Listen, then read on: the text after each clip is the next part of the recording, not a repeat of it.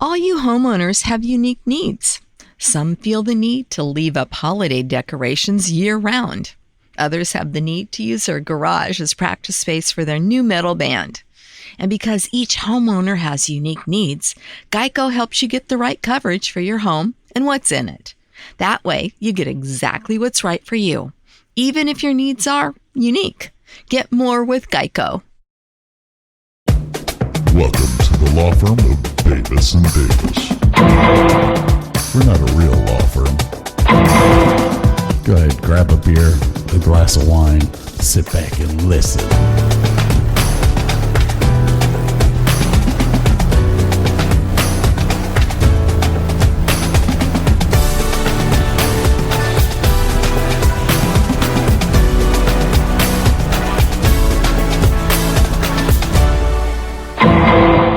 My number one. It's here in America. Did you happen to see the slide already? I did not. Okay. Take a guess what you think my number one park is. I don't know of any other parks, honestly. So I have no clue. All right. Let's see here. Choose virtual background. None. Don't go anywhere. Okay. Because, our listeners love watching this technical shit that you're doing. When we become rich and famous and can afford a whole bunch of web space, they'll get to see the videos. Does this give you a hint? That picture is super tiny, but it looks a lot like Harry Potter. Oh, shit. Fuck, why did I even think about that park? Holy crap. Let's see here. Another Florida park. Number one, Orlando, Florida. Gryffindor. Look, she's even wearing my shirt. I'm actually going to put two parks into one because there are two parks here. Well, isn't that a section inside of another park, basically? Well, the section that the photo is of is inside of Universal Studios, Florida. Okay. Which is a part of the Universal Orlando Resort. The second part of the Harry Potter Wizarding World is in Universal Islands of Adventure. Okay. I'm basically going to combine these two parks because when I go to this park, I'm going to spend one day here and one day over in Islands. But I am probably the hugest Harry Potter fan in their 50s. I'm up there with you, dude. And the Wizarding World of Harry Potter, which is in the Universal Islands of Adventure section, has the most incredible roller coaster ever made. Multi-launch coaster, Hagrid's Magical Creatures Motorbike Adventure, which is an Intamin coaster. For those of you who don't know, Intamin was a company who used to work with Cedar Point a lot until they flecked up a roller coaster, and we never saw them again there. But this place literally has a replica of Hogsmeade. Oh, I know, that excites me. Butterbeer. You go back into Universal Orlando, Universal Studios, and you've got Gringotts. You've got all of Diagon Alley there. So it's Universal Studios became a huge favorite of mine back in 1992 when I was in Orlando at boot camp. At the end of boot camp, they give you the chance to go out into the world, into the real world, and have fun for a night before you do your final tests and graduation. And so I went to a place called Wet and Wild Water Park, and then we went to where was it? We went to the Knight's place. Like in the round where they have the jousting and shit like that, and dinner. Yeah. And God, there's even one here, and I can't remember what it's called. Anyways, we went there. I did my graduation. Then my mom came down for graduation, and we decided to go to Universal Studios for our what would you call it, fun night out before I had to actually ship out.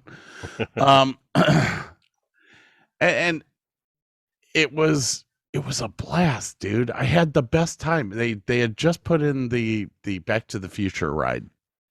Oh, nice. So I was like, oh my gosh, this place is so freaking awesome. But as time has gone on, it's gotten better. Now we've got, Harry Potter is probably the only book series that I have read every book. Read the book. I don't read. Yeah, I was actually reading them. Like I watched the first movie or two, and then started reading the book. So I was like always ahead of the movies. But yeah, no, I get it. It's now here's a little blurb from them. In addition to the theme park aspect, early designs focused on providing guests with a behind the scenes look at film and television. And to me, that's kind of important. I think people need to see how the entertainment industry actually works. The other thing that really got me into Universal Studios was the high theming. It was a lot like Disney, which incorporates a lot of what I do for a living: time coding, lighting, and special effects and different stuff like that. Just absolutely involves every aspect of the entertainment industry. Now, here, I am about to blow your mind. How much money would you spend to build a roller coaster? Just one? Yeah, just one roller coaster. I mean, if I wanted to build the ultimate roller coaster, sure, I could spend 50 mil probably. Hagrid's cost $300 million. Jesus Christ. It is the longest roller coaster in Florida at 5,053 feet. That's a small park. And holds a record-breaking 7 launches. Wow. Is that all induction or is that mechanical?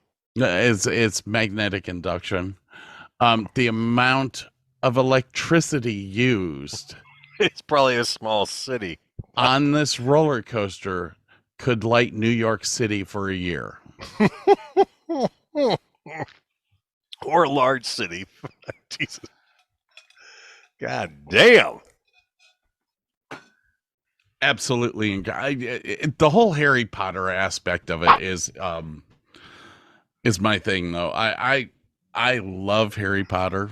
Yeah, I can't believe I missed that. Holy crap. I don't know what house you're from. I believe I am Ravenclaw, if I'm not mistaken. That would make sense. You're a pussy. I'm smarter than you. I'm just a Gryffindor. Sorry. I'm sorry. Wait, did you just say that you were smarter than me? That would be Ravenclaw, yeah. God. Oh, God. Whatever. All right. So what's your number one? It's Cedar Point. I mean, come on. It has been so damn long since I've been there. They've changed probably a dozen coasters or better. There's coasters that I've never been on that I want to try out. And we're going to jam out again. No, go ahead. Okay. I accidentally hit play, apparently, and that's going to be my outro music. Okay. All right. So, yeah, opened in 1870. It is considered the second oldest operating amusement park in the United States, behind Lake Compounce, which I've never heard of in my life. Never heard of it. Yeah. Garnered affectionate nickname of Disneyland of the Midwest. It is most visited seasonal amusement park in America. Seasonal. Disney parks, Knott's Berry Farm. 5 million people. Yeah, it outperforms, some of the Disney parks, Knott's Berry Farm, Universal Orlando, which are open all year round. It stands as the second oldest amusement park. Started as a much different form back in 1870. German immigrant named Louis Zietzel opened Cedar Point as a public bathing beach. Ferried passengers from Sandusky to Cedar Point for a fee of 25 cents per person. Mm-hmm. He then built a beer garden with a dance floor. And as the years went on and more people started visiting, he included 8 bathhouses, a new dance hall, more docks to accommodate the ever-growing influx of visitors. Nowadays, Steel Vengeance debuted in 2018. It's a monolith with a ride duration spanning 2 minutes 30 seconds. Is the longest, tallest, and speediest coaster of its kind, which broke an astounding 15 world records. It's the tallest hybrid wood and steel coaster, the fastest hybrid, and the steepest and longest drop of a hybrid. It also features the most airtime. With 27.2 seconds. Jesus, you have 30 seconds of weightlessness? God damn. Yeah. Valravn, is that how you spell that? Or pronounce that? Valravn. Valravn broke a slew of records, 10, in fact, theme-based mythological Danish bird. Bird's eye view of the park, 214 feet tall, can reach speeds of 75 miles an hour. There's a 90-degree initial free fall. That's straight effing down. 3 inversions on that ride. The Midway Carousel in the front of the park is one of 2 known remaining Mueller carousels in the entire world. The other one's in Queens, New York. There are 7 sites around the park listed as National Registry of Historic Places. The carousel, the park's 2 other carousels are on that list, as well as the Lighthouse, the Coliseum Building, and the Great American Racing Derby. That's actually kind of a cool little ride to get on. Hotel Breakers. I think Kristen had a shit attack when we rode Cedar Downs Racing Derby. Because if you've not been to Cedar Point, Cedar Downs is a carousel, but it is a high-speed carousel, and it is themed after racing horses. Each horse is on an individual track, and you race around. Yeah, it's cool. There is no pole to grab onto. You hold onto the reins and pray you don't fall off, because the thing is so freaking fast. I mean, even I was like, holy crap, I don't remember it being this fast. But yes, that was before you moved on, the whole National Registry thing. There were, I think, 7 places on Cedar Point, 7 or 8, that were considered historic landmarks. Yeah, landmarks, including the best hotel in the world to stay at, the Hotel Breakers. Mm-hmm. The Hotel Breakers was taken off, though. Let me see here. I think it was taken off the registry in October of 1982 due to the fact of expansion on the building. No, that's kind of a loophole, but whatever. And you were right. All 3 Cedar Point carousels are listed on the National Registry. Yeah. But there were 4 until one was taken away. Wow, sad. So this park has gotten the Golden Ticket Award for Best Amusement Parks in the World for a record-breaking 16 consecutive years between 1997 and 2013. Let's back that up one more time and say 16 consecutive years as the #1 park in the world. It has won Golden Tickets Awards for categories as Best New Rides, Best Steel Coasters, Friendliest Staff, and Best Capacity. It received a Golden Ticket Award for Millennium Force. Millennium Force was named the best roller coaster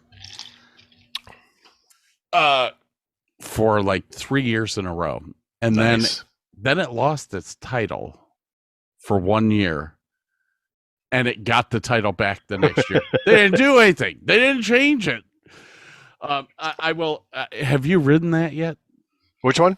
Millennium Force. Yes, I have ridden that one. It is one of the best coasters I've ever been on in my life. Were you a chunky monkey when you rode it? 200 plus pounds at the time, yeah. All right, I was 250. It took 3 Cedar Point employees to push on my belly to click you in. To click me in. Kristen, who was sitting next to me the entire time going, "Oh, just do the walk of shame."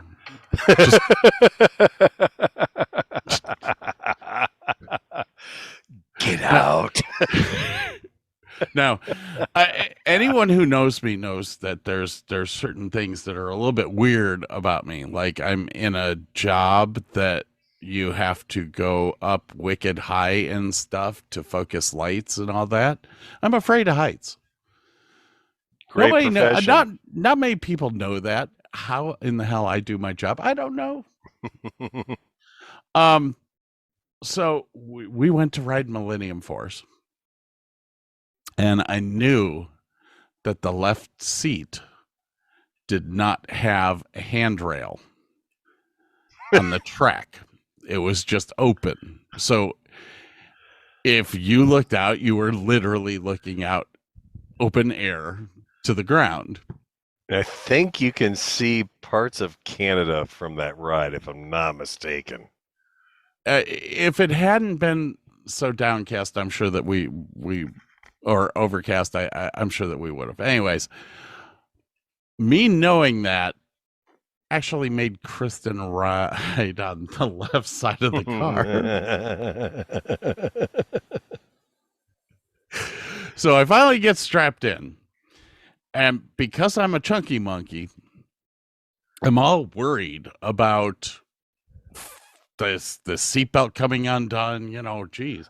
Well, actually, I think the first thing that bothered me was I was worried that I wasn't going to be able to undo the seatbelt once they got it. Get back and you're stuck there for another hour. That's good. So anyway, we're going up the lift hill, and I was like, okay, there's this box between your legs, and I don't know what that is all about. It's some braking system, who knows? Something like that. Well, I'm so scared about the seatbelt coming undone because I'm so fat and falling out of this thing that I am literally squeezing my knees against this box that's between them. Like that. I mean, this thing goes 92 miles an hour. Like your knees are gonna save you. That's really gonna save you, Scott. So we head down the first hill. It's a doozy. Fuck. And I look over at Kristen, and she's Irish and Finnish. She's already white. That was beyond white, dude. It's not a roller coaster on your first ride that you can put your hands straight up in the air. It's just not that kind of ride. You're grabbed on for dear fucking life on that coaster. So I'm used to roller coasters. I do them all the time. That's not a big deal. I have grayed out before. I've never blacked out. Oh, damn. I did gray out on the first hill. But after that, I was okay. What amazed me was the fact that you're doing 92 miles an hour after the first hill. I felt like when we were coming into the station, we were still doing about 92 miles an hour. That ride does not slow down. No. But the nice thing is it doesn't beat the hell out of you either. It's so smooth. Yeah. So you get all the fun of the speed, but none of the, breaking your neck. The weird thing is, like, their old double loop is a violent coaster. It's rough on you. Oh, the corkscrew. The corkscrew will fuck you up. Oh, that'll tear your head up, man. It's bad. We rode the Gemini. The Gemini is not tender either. Going into that helix at the end, I about thought I was gonna break my back. It was so rough. Yeah. But then I did Maverick and Millennium Force, and I was like, oh, these are two, nice. These are nice. Yeah. As Cedar Point, I don't care who you are. That is got to be my favorite place. That's one of the best amusement parks out there. Yeah. I didn't put it as number one on my thing because this was more in my mind something of places I wanted to go, and Cedar Point I've already been to. I've been there, but it was before my oldest daughter went into high school, so it's been a long time. There's a lot of new coasters, new improvements, things I want to go back and see again. So with that said, we have ended the first of 3. What the fuck were we thinking? I have no. We're going to take a break, everyone. Talk to you soon.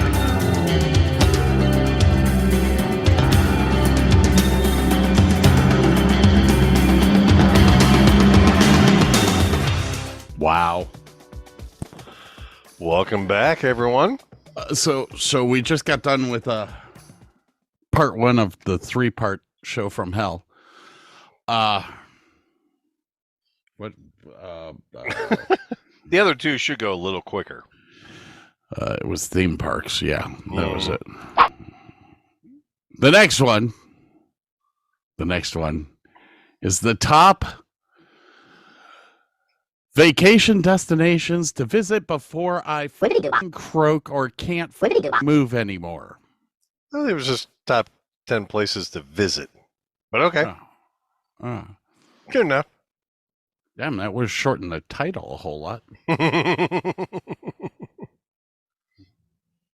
What was your number 10? Well, I got 5 runner-ups? What the hell? Easter Island, Chile. Galapagos Islands. Redwood National Park. Yeah. Bora Bora in French Polynesia. And New Zealand for locations for Lord of the Rings. Those are my runners-up. Those were your runners-up. Oh, and I have switched to a simpler bourbon. As much as I love that last bourbon, too thick. And I love it. Don't get me wrong, but I just need for this particular cat get the fuck out of my cables. I need something a little simpler. So back to the Rebel 100 with a splash of ginger. I do like the Rebel 100. It's good. I want to go back to the Bullet though. I was really impressed with that. Bullet's still my favorite, and it's only $29 a bottle here. Yeah. So your number 10. Well, you gave your runners up. Gave my runners up. My number 10, and please forgive us. This is a much more visual section of our podcast that is not visual in any way, shape, or form. Please look up some of these locations so you can kind of see what we're looking at. Heck yeah. The Tianzi Mountains in China. If you're not familiar with this area, go watch the movie Avatar. It is the inspiration for the ending scenes from Avatar. There are all these rock spires all over the place that are hundreds and hundreds of feet high with trees growing out of all sections of these things. And Lord of the Rings would have been glad to have filmed in this area of China, but it is just a stunning place in the world that I want to see before I die. That sounds very interesting. I have never been there. So it was not on my list though. Sorry. It's all right. That's good. My number 10 is a place I've already been to, but want to go back. And that's Oahu, Hawaii. Basically it was a part of French Polynesia, until it was annexed by the United States during World War II. We have issues with that, don't we? Yeah, well, you know what? Everybody needs a nice place to go and hang out. Actually, it was the Reciprocity Treaty of 1875. Interesting. So that was actually before World War II. Yeah. The United States Navy proceeded to put a naval base into the islands. Kind of an ill-fated move, but okay. Well, World War II, December 7th. The start of the war happened after Japan attacked. Yes. Oh, yeah. Now, one of my notes that was supposed to be on here is not on here. But I don't have a lot of notes about these places. I have pictures, but not notes. Oh, God. Wait a minute. I could share that shit. Hold tight. Here. You can't share because I'm sharing. Oh, okay. After the attack. Kuala Ranch. Kualoa Ranch. That's what it is a 4,000 acre private nature reserve and working cattle ranch. It is as well a popular tourist attraction because of it being used as a filming location. One of the films filmed there was Jurassic Park. Yes. And they actually filmed it during a hurricane. And there are still actual set pieces still there. Oh, cool. The main gateway is still there, I think it was. And the helicopter original landing pad, perhaps? No, the original gateway through the Tyrannosaurus Rex. Ah, cool. Very cool. Yes. So paddock. There you go. That is I love Oahu. It's gorgeous. This right here is Waikiki Beach. Magnum PI, Hawaii 5-0. What are you gonna say? Yeah, I would love. Do you notice the to go there. shirt I'm wearing? It's a Hawaiian shirt. No, this is the true original Magnum PI Paradise Found parrot. Wow, Shirt. Very nice. $70. Worth every penny. Loving every second of it. All right.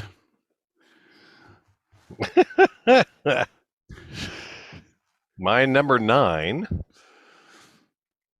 is Venice, Italy. Ooh. Taxes was feeling so stuck. Sitting in traffic, squeezing into a parking spot, all to squeeze in getting tax help during your lunch break. Now Taxes is a TurboTax expert who does your taxes for you, while you go about your day getting real-time notifications about their progress and the most money back guaranteed. Now this is Taxes. Intuit TurboTax. Get an expert now on TurboTax.com. Only available with TurboTax Live Full Service. Real-time updates only in iOS mobile apps. See guarantee details at TurboTax.com/guarantees. I have never been there, obviously. I've never been out of the States. I take that back. I've been to Mexico. I've been to Canada. I've never been outside of the continental United States. So, but Venice, Italy, I want to take a gondola ride. I want to visit the film locations of James Bond and Spider-Man and Indiana Jones. I just think it would be a gorgeous place to go and explore. Don't forget the Italian job. That's true too. Forgot about that. Yes, Venice. Okay, I that did not make my top 10. But there are reasons for that. I do want to do like an entire tour of Europe. Yeah. Including Italy. All right. Anything else from that? Like I said, this is a short list for me. It's more visual once again than Scott's. Next is Jamaica. I would also love to go there. Jamaica was where I went for my honeymoon. Wow. Yes, when I married Sandy, of all people. Well, there is one good thing to come out of that marriage to Sandy, then. Yes, my love for Jamaica has actually grown. I have been there 3 times now. I would go back in a heartbeat. It's right close to Haiti and the Dominican Republic, and then on the other side you have Cuba. Yeah, there's a ton of gorgeous places out there to visit. All right. Do you like my I like your my standby slide is Elon Musk riding Falcon 9 with the dragon. Can I share a screen with you here? Hang on. Go ahead. Alrighty then. Antelope Canyon in the USA. If you've never seen it, look it up. You'll instantly recognize it. These gorgeous carved out valleys with oranges and reds and violets and purples, and it's a slot canyon, American Southwest on the Navajo land, just east of Leachy, Arizona. Ooh, I dig that. Yeah, no, it's gorgeous. It's stunning. It's relatively small compared to some of our other parks, but yeah, it is just. I mean, if you see a picture of it, you'll go, "Oh God, that place! Hell yeah!" My number 8 is Paris, France. Nice pick. Population of 2,165,000. Wow, it has less people than Dallas. Holy crap. Now, there's actually a reason for this. When I was in elementary school at Heritage Elementary in Medina, Ohio, We had a partnership with a town called Noisy-le-Roi, which is just outside of Paris. Oh. They would send over kids for a month, and we would send them kids for a month. And remember, this is during elementary school. Damn. So this is young kids. Yeah.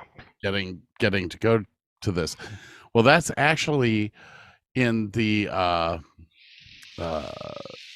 Villaines area of France, which is just northeast of Paris. And because of us growing up in this aspect with this agreement and all that, I've always wanted to go back to France to see this area. Here, allons enfants de la patrie. You see, we had to learn the French national anthem in elementary school. You have some. Did they give you a white flag to wave while you were singing that? Sorry, had to take the jab. I'm a dick on bourbon, aren't I? Well, there you go. Let's see here. Besides the culinary aspect of oh man, you imagine having a fresh croissant in Paris for breakfast? Oh fuck. When I go to Las Vegas, I always stay at the Paris Hotel. There's a reason for that. There is a place downstairs that makes fresh chocolate. Chocolate filled croissants. Well, fudge filled croissants. So my morning routine is the same every time I go to Paris. It is the chocolate croissant with an espresso or a cappuccino, whatever I'm in the mood for. Yeah. Besides all that, you have the art. The art scene in Paris is incredibly huge. The Louvre. Among other things, yes. Cat, go the fuck away. All right, so what is your number? What are we on? Number 7? And this is kind of like ballsies in the fact that we love to talk about this place. It is Fuck It, Thailand. Phuket! I love it! Yes. I love it. Man with the Golden Gun was filmed there. It was an island that was one of the major trading routes between India and China. These beautiful columns of stone rising up out of the ocean that you just don't think should exist. And I've watched numerous sailing videos all around Thailand there and everything. And it is just some stunning sunsets. Stunning, these mountain passes rise up out of the ocean and just it looks just amazing. I would love to go there before I die. Phuket really intrigues me because of all of the food markets, the street food. Anthony Bourdain was like the first guy that I watched go to Phuket, and I was like, oh my gosh, the food looks incredible. And I mean, he was up until 4:00 in the morning just eating street food. I was like, I am all over this place. Yeah, I could totally see that. That should have made my list, but it didn't. My number 7 is a place called Curacao. And oh gosh, yeah. This is on the north on the border of South America, the north border of South America. It is an island. If you haven't noticed, you will see a lot of islands in my together with Aruba and Bonaire, it forms the ABC Islands.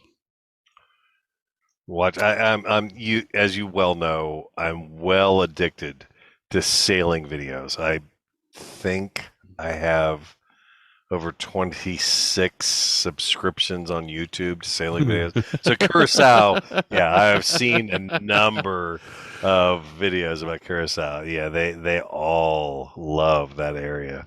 That's I gotta write this down as another thing that we could do a list of, because I'm right around the same. That was actually how I started to find out about Curacao. Let me hit my enter button again because that's the way I am. That was how I started to figure out about Curacao. But then my would she be my cousin? They're relative. One of my relatives just got married about 6 years ago. Mm-hmm. Relative from the other side, and guess where she got married? Curacao? Oh, that bitch. In Curacao. So everyone had to travel to Curacao. Oh, that's rough. That's horrible. Horrible thing. Horrible. Oh, the horror. It is such I mean, okay, so it's owned by the Dutch, but I will say that it is a horrible place, so horrible that they made a liqueur and named it after the place. Yeah, well. Elon on his rocket. Yeah, ride that penis-shaped vehicle. All right. I'm going to butcher this name. Geiranger Fjord in Norway. Oh, that's part of the there's a whole inlet of all of these fjords that you can go through up there. Can I share this with you real quick? You sure? Hang on, man, because that is something that I would to die for. There we go. There you go. Can you see that? Oh my Lord! Look, this is a wide angle, but yeah, just imagine, So look at that for just a second. You have sheer rock face cliffs, green vegetation, and then on the very top of that, snow. That's how tall these freaking mountains are. You go from sea level to, what is that, 2,000-3,000 feet elevation? Yeah. And you can boat through it. You can take cruises through it. It just stunning. Now you are a YouTube fan of sailing stuff. Did you see the two guys that turned the emergency escape capsule from a ship, a lifeboat, into a rowboat? It became just a boat, but they went through all of the fjords. Oh wow! No, I missed Norway. That one. I missed that. A big. I think on YouTube it was called the Big Yellow Boat or something like that, and they literally took a lifeboat from a huge ship and sailed all the way through the fjords. It was gorgeous. The videography in it was incredible. I am right there with you. Yeah, I watch Sailing Uma, which is this guy from Canada and a gal from one of the southern Haiti, I think it was. Yeah, and then they've been going up and down through Norway. They went to Svalbard, which is like in the Arctic Circle. They're down to Iceland at this point. They're actually heading for warmer waters now. But yeah, sailing through fjords it sounds like it's a pain in the ass because the winds are really you can't tell where the wind's going to come from 1 minute to the next. But yeah, gorgeous stuff. I got hooked on Sailing Uma when they were in the Caribbean. First off, I got hooked on when they were fixing their boat. First off, she is incredibly gorgeous. She's a pretty gal. The thing that got me with her is that she's like 4'9", 4 Yeah, she's like 11. 4 foot nothing. Yeah. And so when you're watching this video, you're like, wait, that just doesn't look right because her boyfriend's like 6'1". But they turned out to be a really great sailing channel. Oh yeah, and it's survived. Like there's a whole bunch of these sailing channels that have not survived. yeah. Not survived through COVID, not survived through. I mean, they think they're gonna do the show and it's gonna make tons of money and all that stuff, and they find out that they're getting $10 a month. But Sailing Uma has survived, and you got to give those guys some props because when they started out, they were broke. I mean, yeah, they these bought guys, their boat for like $3,000 and Mhm. spent maybe another $1,000 of fixing it up. They They did an electric motor from a tow motor. yeah, You know, it was literally a forklift. Yeah. And and then did some major renovations and did some work. Oh yeah, I love that channel. I mean, when I first started watching them, they would sail in to anchor, and they would sail off of anchor And their batteries or were off of done. mooring. They when they started, they didn't even use their batteries because they didn't want to waste the electricity. I was like, damn, Yeah. that's hardcore. All right, Are you ready? You are next.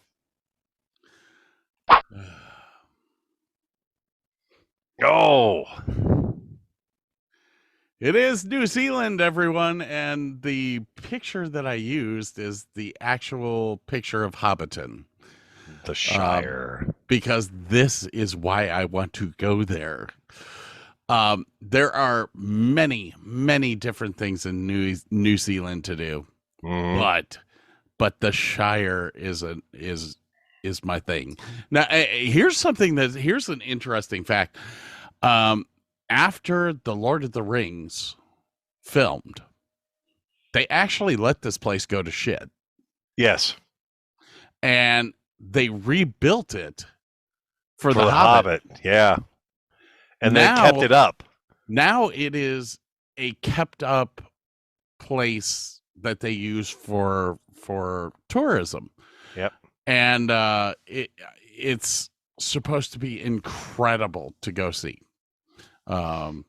For anyone that is a Tolkien fan like myself, I've read every one of his books at least 10 times. Except for the Silmarillion.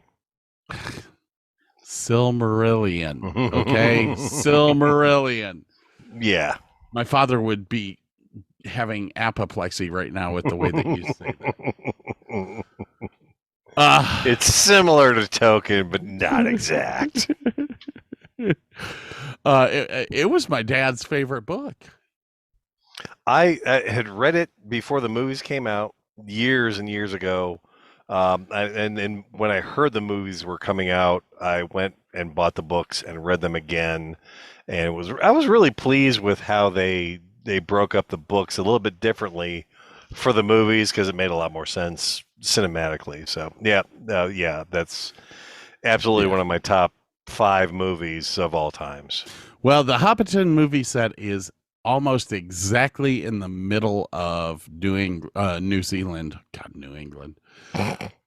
So you do get the opportunity to look at all aspects of New Zealand when you come. Oh there. yeah, the mountains. I think even the.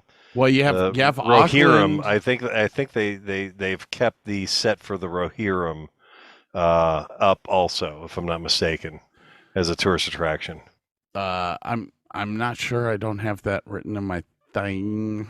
I will say that you are close enough to Wellington and Auckland to where you could see the largest city in New Zealand as well as the capital.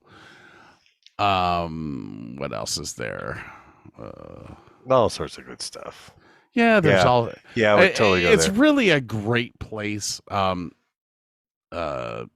New Zealand has territorially claimed Antarctica as theirs, and they also own the Cook Islands. So if you are a what do you call it? Fan of snow and polar Survivor. bears, or no? If you're a Survivor fan, Yeah. the Cook Islands are there, and if you like snow and ice, you got Have at it. Antarctica. Yeah. Next up. Alrighty, I'm going to share a screen again here. Let me stop my screen. Go ahead. Share the tulip fields of the Netherlands. Holland. With about 12,000 acres of tulips, has some of the largest open tulip fields in the world. Every year, 7 million flower bulbs will bloom. Now, if you're looking at the picture that we're looking at, not only are there fields and fields and fields of flowers, there are also dozens upon dozens, fields and fields of windmills, like big ass. They're out in the ocean along the shore, and let me tell you, I had no idea how big those windmills were. Now we're not talking about the old school windmills that you think of. You're talking about the General Electric 20 kilowatt.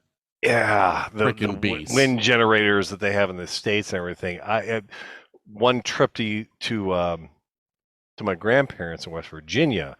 I bypassed and took this little off route, and I was up on this ridge of a mountain, and there was a wind generating, settlement there, and these things are fucking monstrous. Jesus effing Christ, they are huge.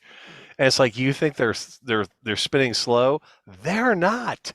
They're going 50 miles an hour, and they look like they're barely turning because they're so enormous. So I can't imagine going and seeing that and thousands of acres of tulips blooming at the same time. So I want to go there. I want to check it out.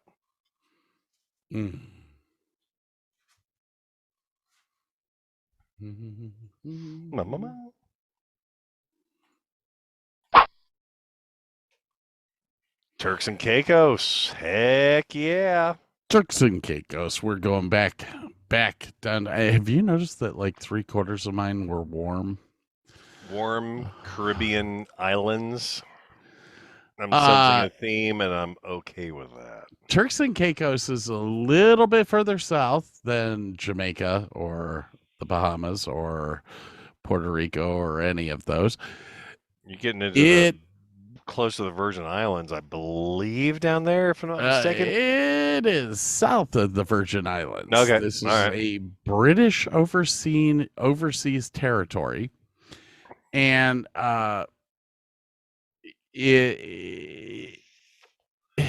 there's just something about this place that I want to go there because the water is crystal fucking clear. It is. It's amazing. You could snorkel off of any beach and just have an absolutely amazing time. And they do have some really beautiful reef systems down there. You gotta go find them. But yeah, the Turks and Caicos, from all the sailing videos that I watch, that's kind of on their top 5, if not top 3 list of places to go and visit, because it's just gorgeous. It is right close to an island called Guadeloupe, which is where one of my favorite murder TV shows is filmed. And it's called Death in Paradise. Oh. And it's just, that show turned me on to the laid back, relaxed lifestyle that is going on there. I love Ohio. I love the cold. I love all that stuff. But I'm going to tell you right now, by the time I turn 70, I want to be someplace like Turks and Caicos. Mm-hmm. All right. Number 4, buddy. Oh, hey. Yosemite Valley, USA. Do you have a pick? Let me try and share that crap. Hold on, please. So you've got some big-ass redwoods. You've got some waterfalls that at a certain time... Capitan. Oh, God, yeah. At a certain time at night, the sun will light up this waterfall, and it looks like lava falling over the cliffs of this place. El Capitan literally rises from a river and goes pretty much straight up to 3,000 feet. My dad has been there, has shown me pictures, and obviously pictures never do this place justice. It is a place that really needs to be experienced in person. I want to go to Yosemite. What can I say?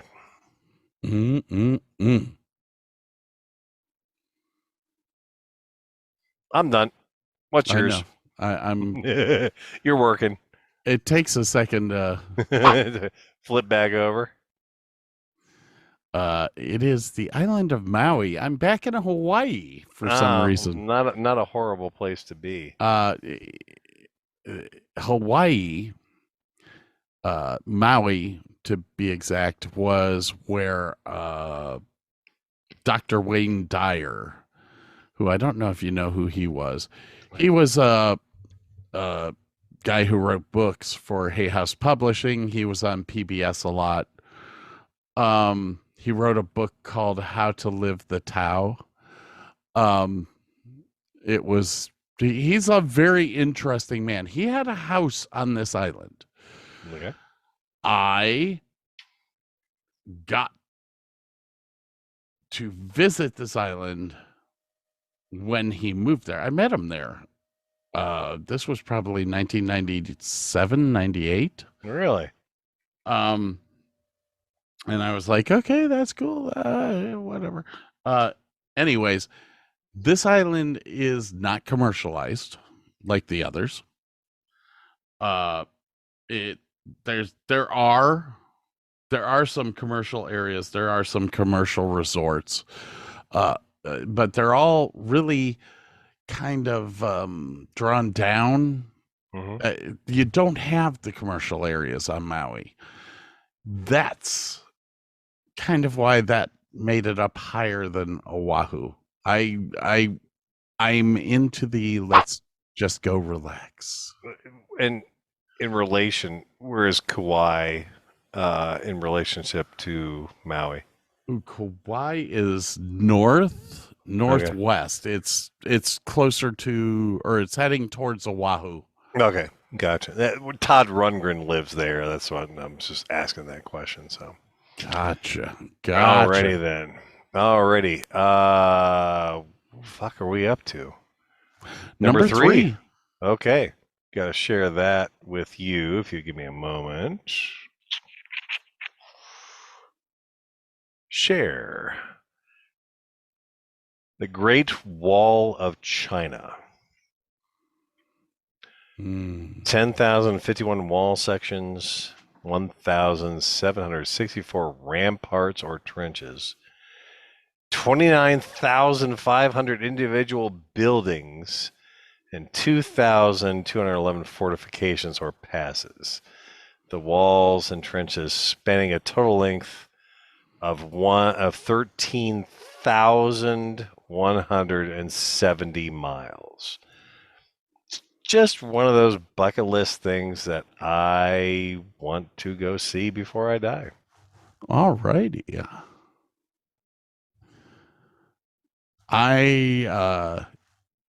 For some reason, China's not on my list.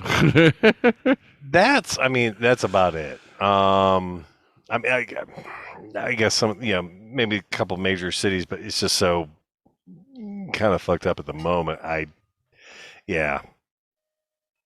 It's always been kind of one of those I'd love to go see it, but I'm not sure I want to go there kind of places. But if I want to see the Great Wall. Okay. Well, it is one of the 7 wonders of the world. Yeah, I mean they say you can see it from space. Nobody from space has ever said they can, but yeah. Yeah. My next. Can you guess where that is? Well, it has the name on there, so yes, I can. It looks like Germany. Oh, yes. Oh, yes. But this is a special place in Germany. I want to go to all of Germany. The picture that I'm showing is the main drag in Berchtesgaden. And this might screw up the next section we're going to do. It's not, because the next section that we're going to do has a place that's very close to here on All right. mine, which is probably the same place that you would like to go to. Mm-hmm. Yeah. My thing about Germany is I am a huge history buff, and World War II actually forced my grandparents to leave Poland. Oh, wow. It was actually not World War II. It was just before war. It was in between World War I and World War II that my family, or my mother's side of the family, left England. Or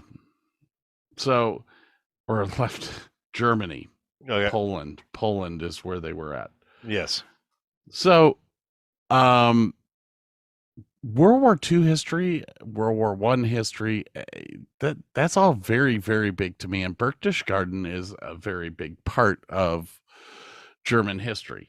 Hammelburg, Berlin, all of these places are massively huge in my bucket list of things that I would like to go and see. It really does look gorgeous. I mean, I would go there also. I mean, I would go to the Berlin Wall for that matter. But I mean, there are many places in Germany that I would love to visit. Yes. On that note, I'm out of here. It's up to you. Okay, number 2. Yes. Man, we're rolling through this shit. All right, must share again. I'm waiting on you. Boom.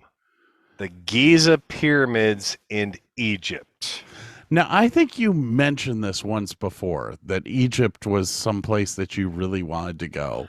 I do. I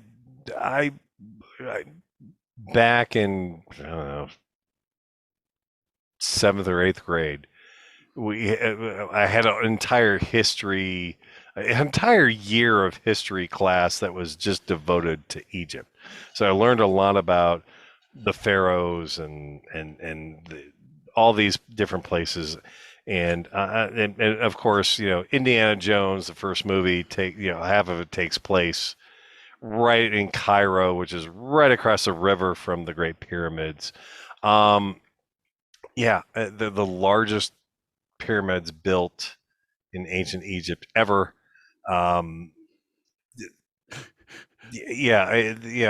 This listed as one of the 7 wonders of the world, and by far one of the oldest ancient wonders, and the only one still standing in existence today. Now, these were completed. Now, okay, let's get this. We live in the year 2022. Mm-hmm. These were completed in the year 2560 BC. So that is 2020 plus 2560, 48,000 years ago. I mean, damn. You mean 4,800 years ago? Yeah, sorry. 4,800, yeah, whatever. The Great Pyramid stands at, and I'm sorry, I don't have the feet measurement, 147 meters, so that's 400 feet tall. Took over 20 years to build. It was meant to be the tallest man-made structure in the world, and was for about 3,800 years. It was only outdone by the Lincoln Cathedral in the 1300s. God. So yeah, yeah, that's some history that you can't get in this country, obviously. Man, I just, yeah, I want to go out. I know it'd be hot as balls and it would be miserable, and I would still go out there and just, geek out completely. and Kristen said it wasn't that bad. Really? Yeah. She did say that they nickel and dimed her for everything. I'm sure. If you're American, you're gonna get boned. You couldn't like take photos of anything without having to pay for it. But she was offered 5,000 camels to become a harem wife. Scott's next, number 2, is Wales, England. Ooh, yeah. I'm down with that one. My family lineage, the majority of what I am is Welsh. Okay. So this is very important to me to go and see this before I croak. To kind of see where I'm from. I mean, that's why I want this. I want Germany. I want Poland, and I want Ireland, so that I can see all the places that my previous family has lived. And then once you've gotten frozen to the bone, you want to go down to the Caribbean and stay the rest of your life. Exactly. Yes. Well, I get it. I get it. Trust me, I get it. Yeah, there would be a boat involved as well. So, Wales is in the southern part of England and consists of what is that big town? Come on. I don't know. I don't know. It's where the Bristol Channel is. Come on, Scott. You've got to remember this because it is where Cardiff. There we go. Oh, yes. I was sitting here going, there was a TV show, British TV show that came out that's kind of related to Doctor Who, and it was called Torchwood. Yeah, yeah. And Torchwood's offices were in downtown Cardiff. Oh, nice. And then, of course, in the Americas, there is a city in California named Cardiff after Cardiff in England. Mm-hmm. So there you go. That is my number 2, guys. That looks like a gorgeous place, too. Yeah. What is so we're up to our number 1s. Number 1s, yeah. I'm going to share a screen with you again, so be prepared. I'm living for it. Here it comes. The bamboo forest in Japan. Holy crap, look at those. That's awesome. The Sagano Bamboo Forest, natural forest of bamboo in Arashima, Kyoto, Japan. Consists mostly of moso bamboo and several pathways for tourists and visitors. Ministry of Environment considers it a part of the soundscape of Japan. It's actually basically on their national registry of places just for the sound that it makes. It's one of the most photographed forests in the entire world. Around the 8th century, the Japanese aristocrats began vacationing in natural environments. The stalks there have attracted visitors from all over Japan. It covers about 3,950 acres. And it was at one point one of my phone screensavers. My nephews, those little bastards, have gone there. My nephews not only have a heavy metal band, but they have both gone to Japan. They did the cheapo stay in hostels and visited everywhere. And dude, I have to share pictures of sometime with you of their cars. They both have Mustangs. They're both covered with anime girls. It's almost embarrassing. They're weebs. That's killing me. Very interesting place. And all of Japan. I mean, honestly, I could spend a year in Japan and visit hot springs, and there's just so much stuff to see in Japan that I would spend a year or two there easily. I will honestly say I almost took orders in the Navy to go and be stationed in Yokosuka. I would have done it in a heartbeat, but I didn't get those orders. Oh, sad. All right, my number one is a little bit closer to home. Okay. Not really. It's in Ireland.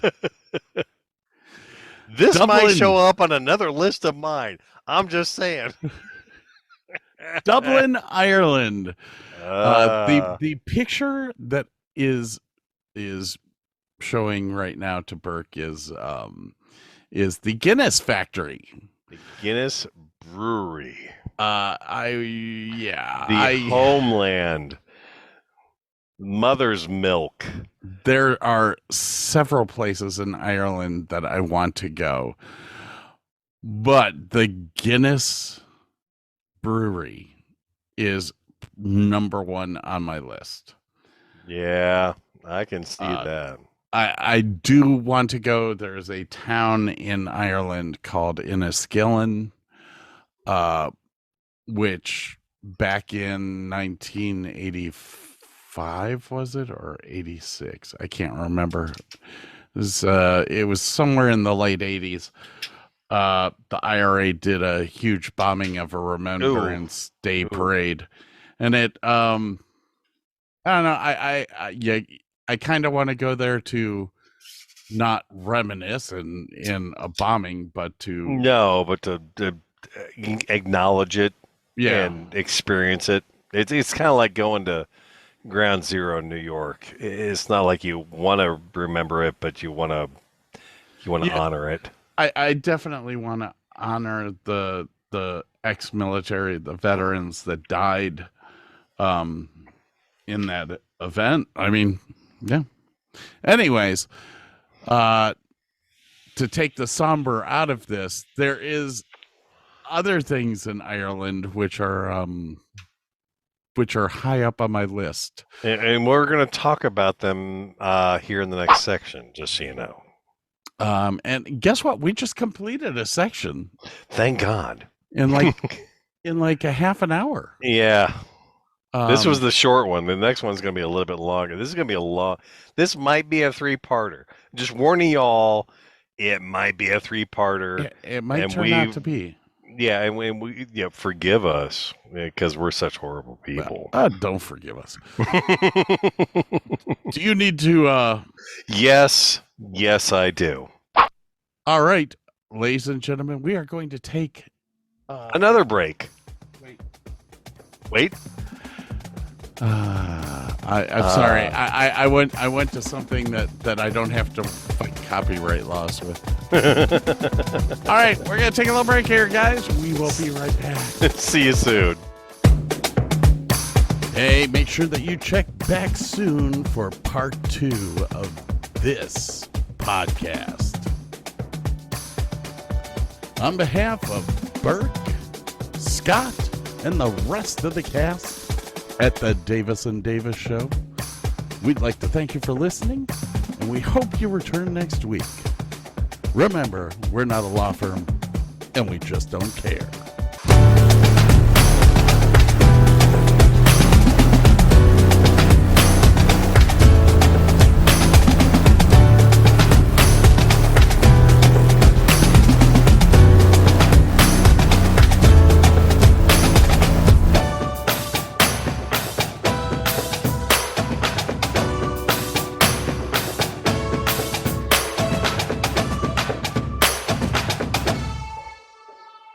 Taxes was feeling so stuck. Sitting in traffic, squeezing into a parking spot, all to squeeze in getting tax help during your lunch break. Now Taxes is a TurboTax expert who does your taxes for you, while you go about your day getting real-time notifications about their progress and the most money back guaranteed. Now this is Taxes. Intuit TurboTax. Get an expert now on TurboTax.com. Only available with TurboTax Live full service, real-time updates only in iOS mobile apps. See guarantee details at TurboTax.com/guarantees.